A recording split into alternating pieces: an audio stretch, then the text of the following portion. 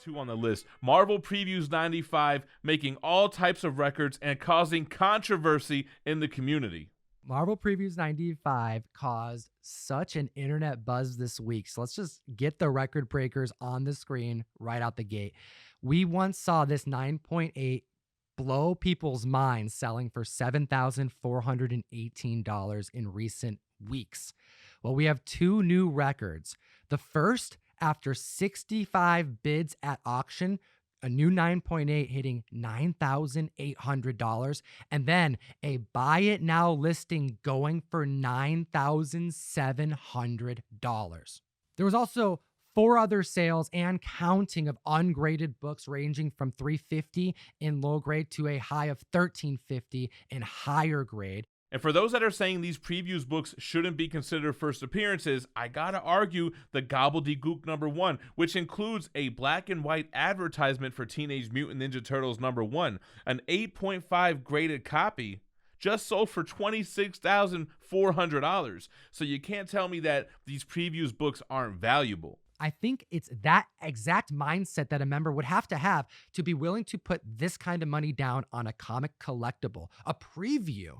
And not to mention the fact that Miles Morales, I don't think there's anyone that would argue, has more spec room as far as the franchise and the character with the Spider-Verse spec and the animated series and the video games, need I go on, compared to the Last Ronin. Is there anything else that's going on with TMNT right now? Yeah, the Turtles don't really have anything going for it right now other than nostalgia. Miles Morales is definitely the most popular character to be created in recent times. Plus, there are only 6 CGC 9.8s of this previews book on the census. That is a low census count for this black, thick preview that would have been thrown into a long box and likely damaged over time. And back in 2012, a lot of members would think like this must have been made in troves. Like there should be just boxes and boxes existing of this preview.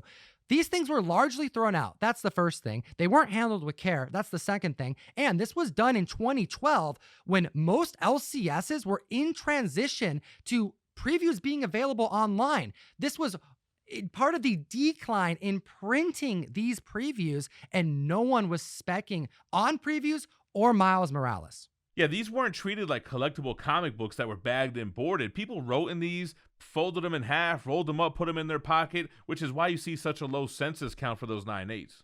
I went on Instagram at ComicTom101 and posted about the first sale that happened and told the community, warning, I may snapshot your comment and bring it on the show. So here are some of my favorite ones, Jim. I want to know what you think about some of these. Jim Comics said, "What the hell? That is crazy town. I'd rather spend my money on a Silver Age key, just saying." My dad said, "I have a Sears catalog that has a Spider-Man PJ that I believe came out before this, sending to CGC right now."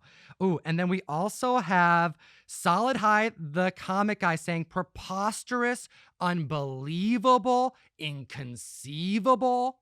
Yeah, I mean, I personally wouldn't buy it for my collection either, but you can't deny the fact that previous first appearances in previews books have tremendously increased in value. So it seems like someone, and I'm emphasizing that someone, is really investing and putting their money into this book for the long term. That brings me to this next comment from Dallas Comics, who says, "Market manipulation, clear as day. Same person with the winning bids. That's a red flag. You shouldn't be reporting this unless you are 100% these sales are fair and not a scam. People will lose their money. That's just my 2 cents. Whoa. Okay, well, we see one person buying multiple copies of the 9.8 and a number of the higher and lower graded copies of this book. But that doesn't mean market manipulation, and that is not proof that these sales aren't valid. There is a member who put their money towards a book that has 6 issues on the census, and they're spending double digits for them." Yeah, I like what you told me when we talked about this, that these are auction books, 65 bids. There are a lot of people that are bidding for these books.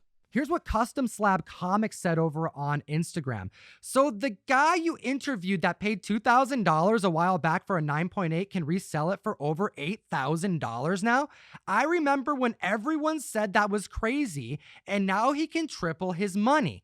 I reached out to Craig, the buyer of that $2,000 9.8, and mentioned that there was other members that were starting to compete for their share of the low census count of the 9.8. And I wanted to hear his response, and he had a great one.